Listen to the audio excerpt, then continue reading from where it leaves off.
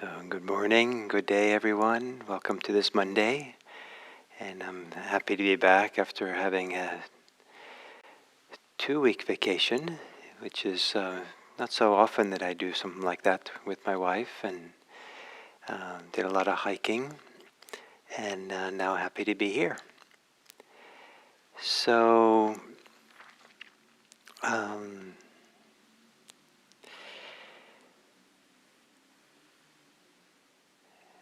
many years ago, I met a monk in Thailand. I was staying at a monastery, and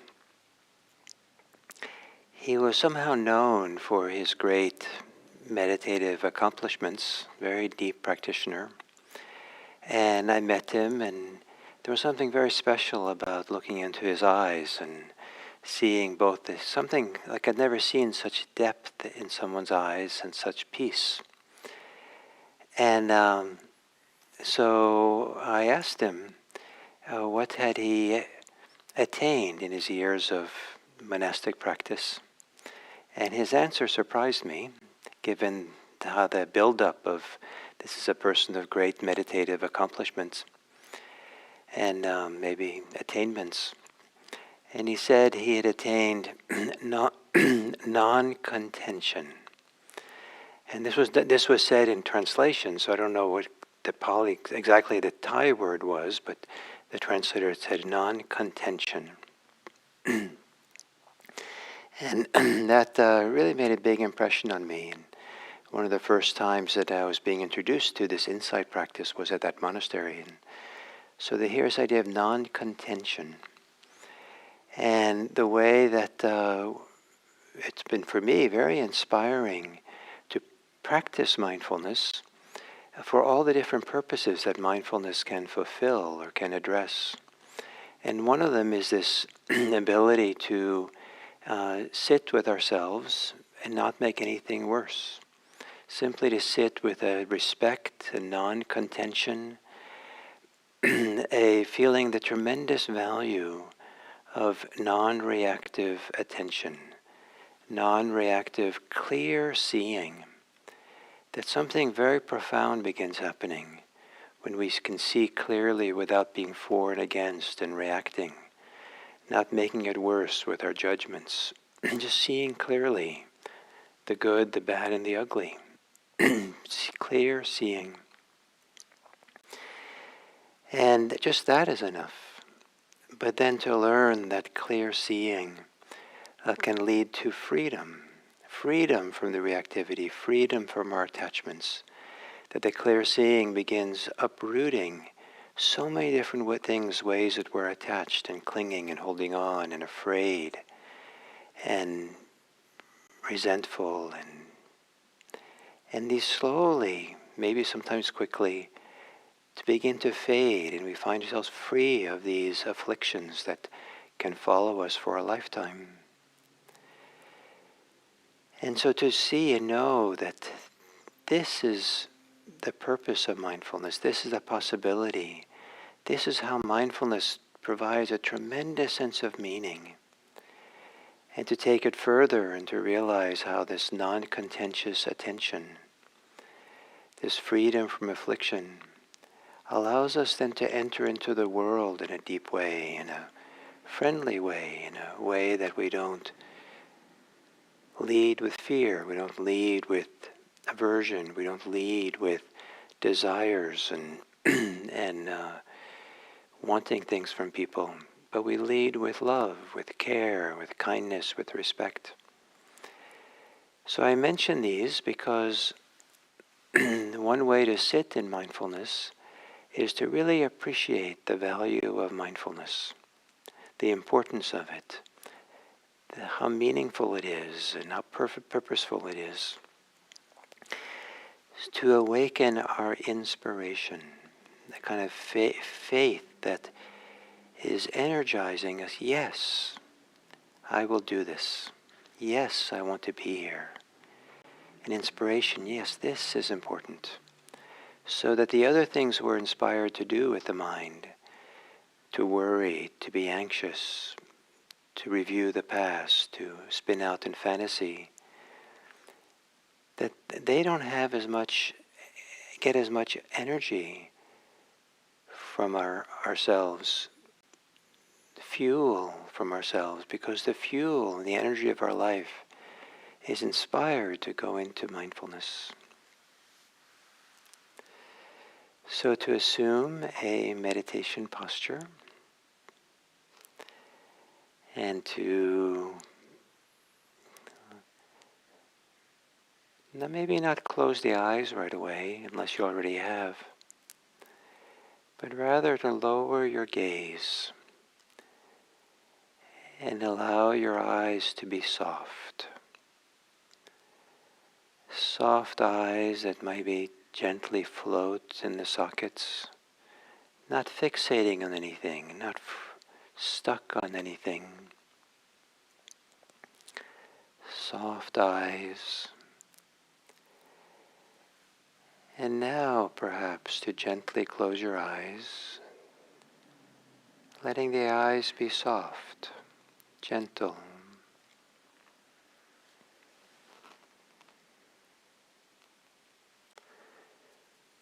And taking a few gentle, deep breaths, just deep enough so it's not uncomfortable for you.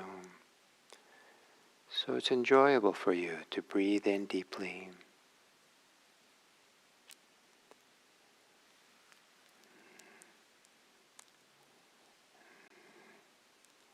Exhaling as you, relaxing as you exhale.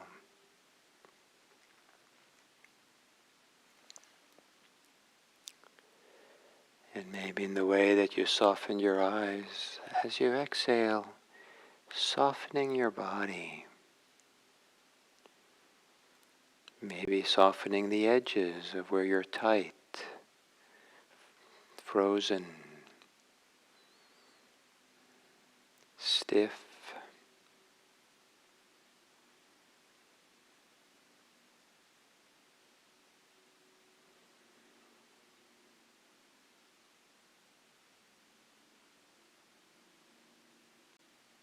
And then letting your breathing return to normal. And on the exhale, softening in the face, around the eyes. On the exhale, finding where there is softness in the face. And let that spread.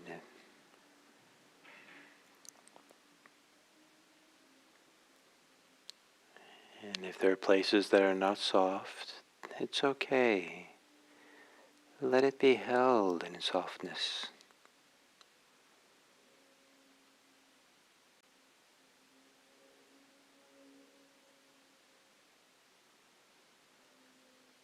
On the exhale, softening in the shoulders.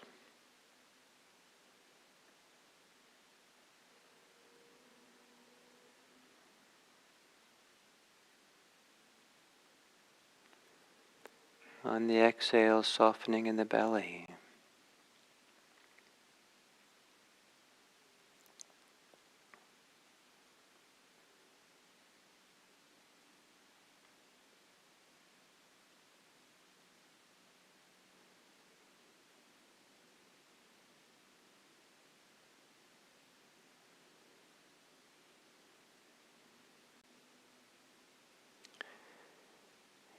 And on the exhale, softening in the mind. As the mind softens, maybe there's more space to be inspired, more space for faith in being present here and now.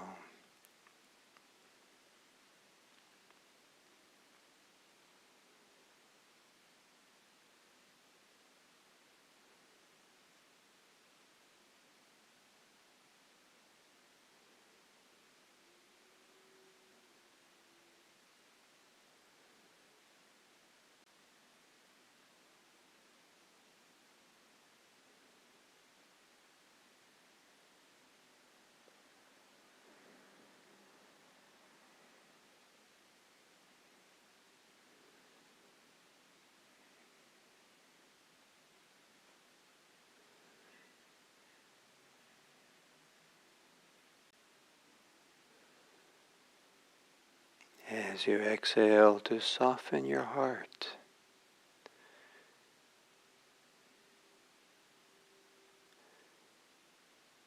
So that more of your life energy, the energy of the heart, can be inspired to be attentive here and now.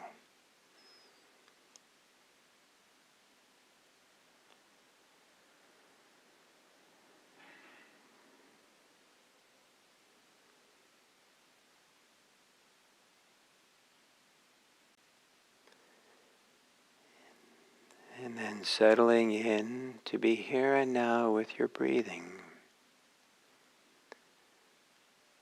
Having the breathing being at the center of all things. Even if other things require attention, breathe with those things. The massage of breath.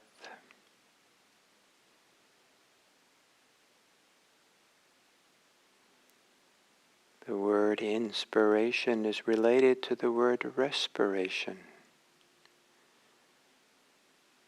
Stay close to your breathing so you can stay close to your inspiration for being present.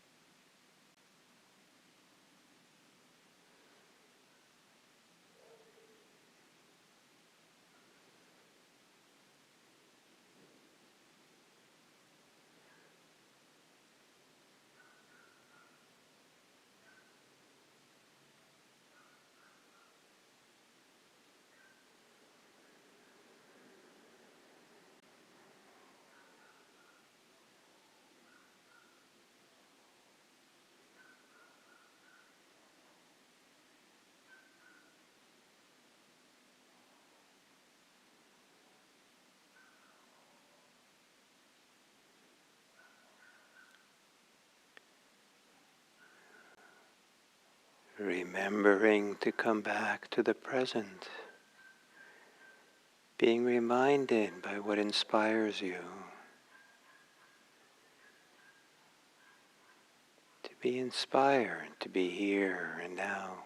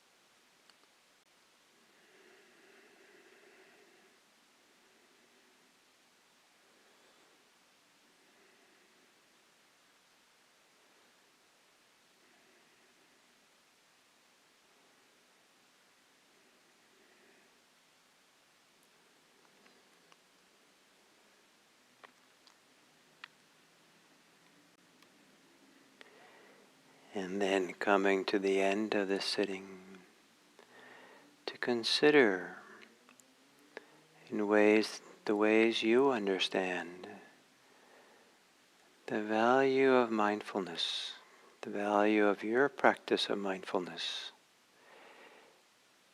in the way that you relate to other people. How does mindfulness support you in being present with kindness, respect, care, love, honesty, generosity, wisdom, equanimity? So many things that can come from the practice of mindfulness. What is it that it comes from it for you? What might come forward for you today as you go about your life with other people, with strangers, with people you know?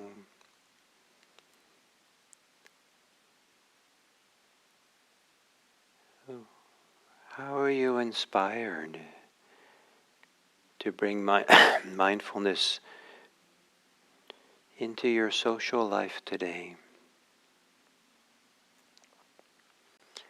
And may it be that you're able to do this. May it be that your practice of mindfulness this morning, that our collective practice together as a community, combines to bring a tremendous amount of good into this world. Tremendous kindness, respect, care, love, honesty.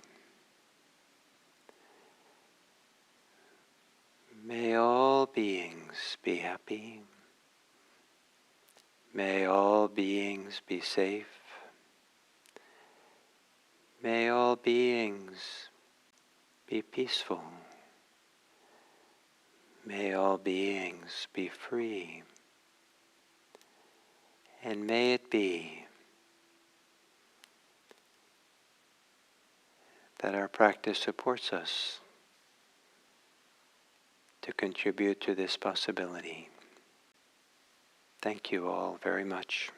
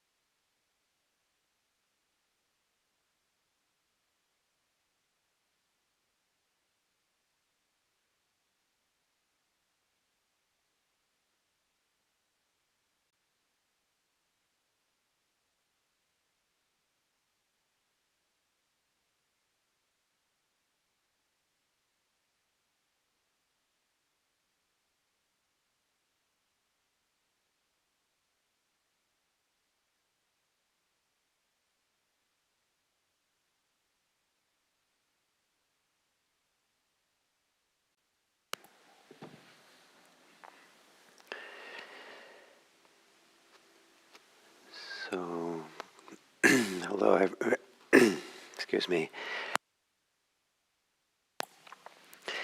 Hello, everyone, and welcome.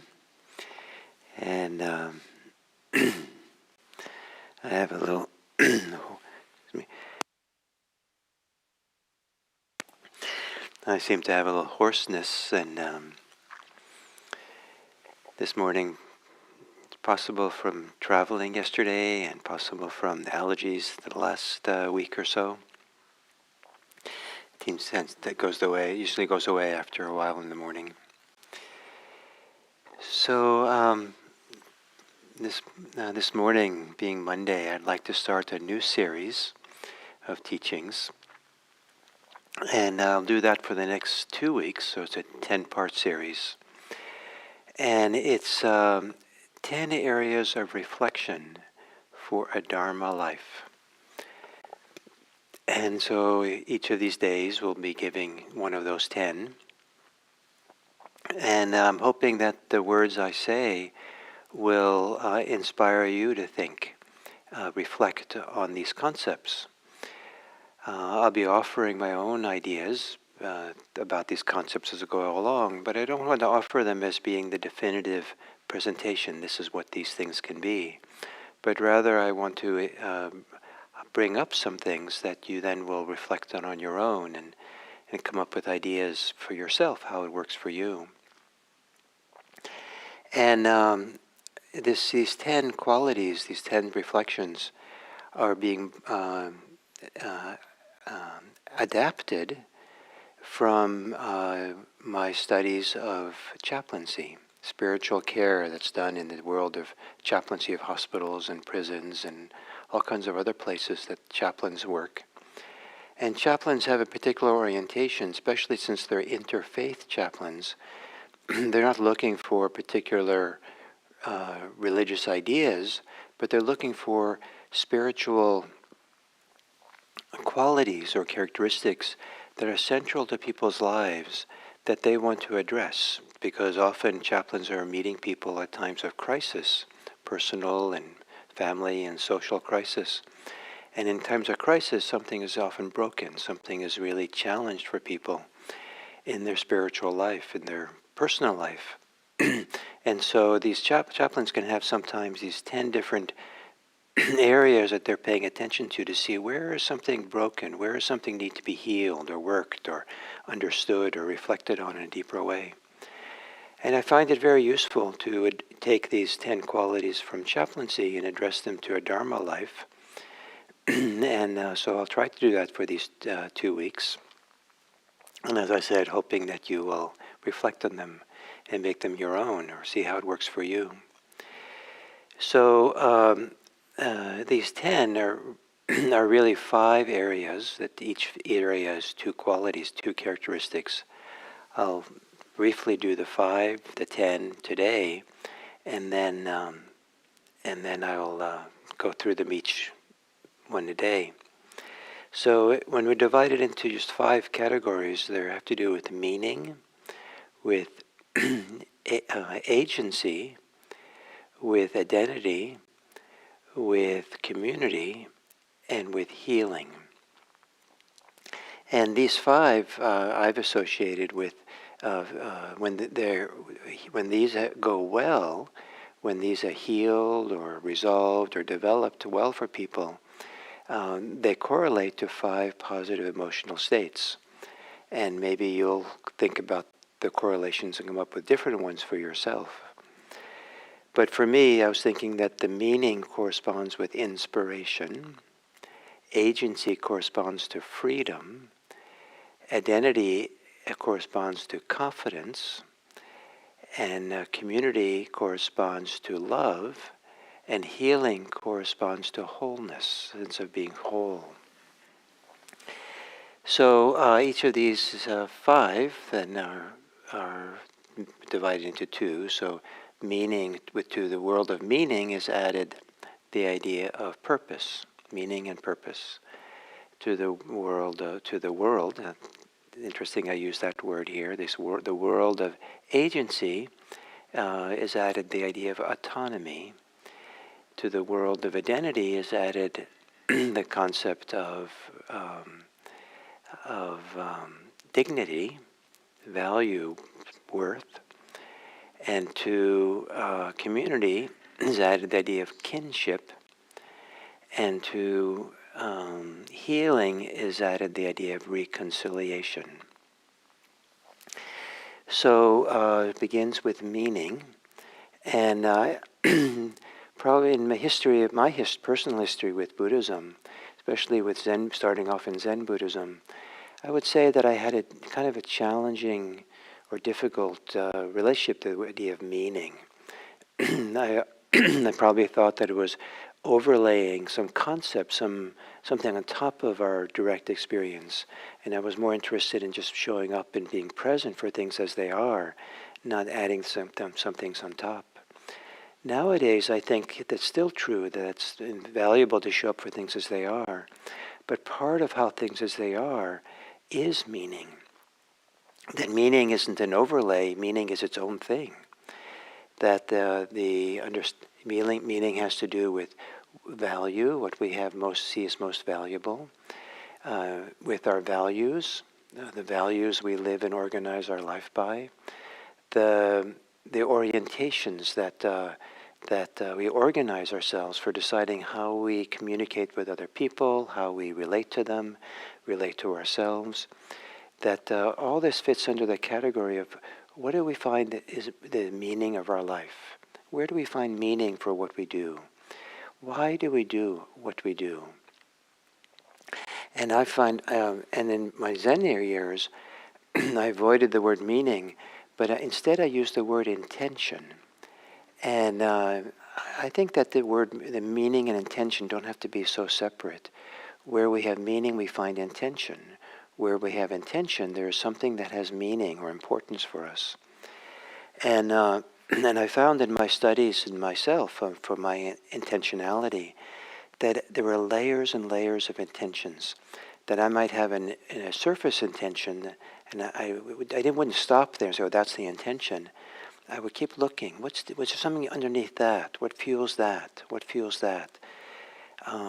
What is it that's most important here? What's the most important fundamental intention that's the intention prior to all the others? What do we hold most important in our life? What is most meaningful for us? Is it family? For some people, that's most important. Is it a sense of contributing to society? Is it personal fulfillment? Is it having fun and adventure? Is it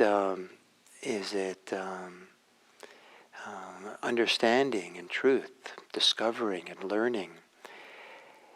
I don't want to make a hierarchy of one of these being more important than the other, but I want to give you a sense of possibilities that different people, for whatever reason, for their personality, the way they were born, the way they were raised by their culture, will have different things that they hold as being important, as being meaningful enough that they want to live by it. It guides them for how they want to live their life, guides them for what's important and to do and what they want to like to do. And when there's no sense of meaning, when something is meaningless, people get depressed. People feel a sense of hopelessness and feeling lost. And some people have done things which seemed meaningful a certain phase of their life, but as they got older, didn't hold any meaning anymore. And certain work, certain things that we were pursuing, we were kept doing them beyond the time that they had any value for us. And so there was a sense of vacuity or emptiness or lack of energy or inspiration around doing it. So when there's no inspiration, is it because something about what's meaningful for us has been challenged? What's meaningful for us can't be fulfilled, we can't act on it? Or what we have been acting on as being meaningful is no longer meaningful? We feel deeply betrayed and discouraged. We've devoted ourselves to something we thought was really meaningful, and then we found out the people involved somehow weren't living up to what we thought they were, or the whole thing was kind of a facade, or didn't seem to be what it promised to be on the surface. And so be discouraged, and what was meaningful is no longer meaningful, and the sense of meaning, the sense of how we organized and oriented our life is no longer being supported. And then we have to look around and see, well, what can I rely on as being meaningful, as having meaning? So there's a tremendous amount of human suffering around the topic of meaning, and there can be a tremendous sense of inspiration and joy in finding meaning and having meaning. There are people who go through tremendous crisis in life, who, when they have a meaning that they find in the middle of it, can go through it with confidence and success. There was a Viktor Frankl, the famous book he wrote, Man's Search for Meaning, was inspired by his experience in the Nazi concentration camp, where he had observed that the people who had some meaning about their life in the concentration camps, the prisoners, that was enough to keep them alive or keep them going.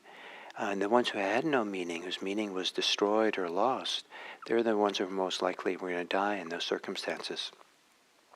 I probably didn't say it just right, but the point being that meaning is a real, what really can animate a life and help us through tremendous challenges in our life, tremendous difficulties that otherwise would be discouraging. We can stay inspired if we find meaning. What's the meaning in it? And in Buddhism, there's tremendous meaning in finding practice, mindfulness, finding a path, knowing there's a path. A tremendous meaning in not succumbing to hatred and to greed and to fear, not be overwhelmed by these kinds of forces. There's just knowing we're on a path to become free of those. We don't have to be free of them, but just knowing we have a path that's so meaningful that leads to freedom from being oppressed by ourselves, and at least not find add our own suffering, our own contribution to suffering, to the difficulties of life. What's like that we can become free. This can be tremendously inspiring and can help people go through tremendous difficulties. And we'll see later as we talk about autonomy and agency how important this is as well. So for today, it's meaning. I would like to propose that human beings have a tremendous need for meaning and meaningfulness. And even people who don't recognize that in themselves, with deeper reflection, you probably see that there's something around which they organize themselves that has to do with meaning. So what is your meaning? Where do you find meaning? What are the layers of meaning that you have, layers of importance of what you really want to organize yourself around, the values, the sense of purpose, the how to be in the world, the why to be in the world. So that's my proposal, that those of you who'd like to reflect on this and think about it for today, next 24 hours. And you might want to write about it a little bit, if you're a person who likes to do that. Something different happens when we write about these kinds of profound things and then go back and read them. That allows us to kind of reflect even further and deeper and deeper. Or to have conversations with friends around this topic of meaning. And then we'll continue tomorrow. Thank you very much.